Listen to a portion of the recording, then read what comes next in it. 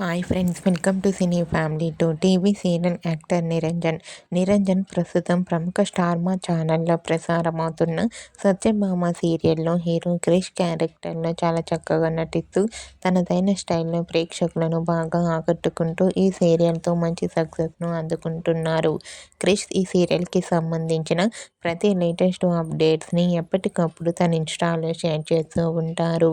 అయితే రీసెంట్గా Satyabhama serial hero Krish shooting gap latest ఫొటోస్ను షేర్ చేశారు.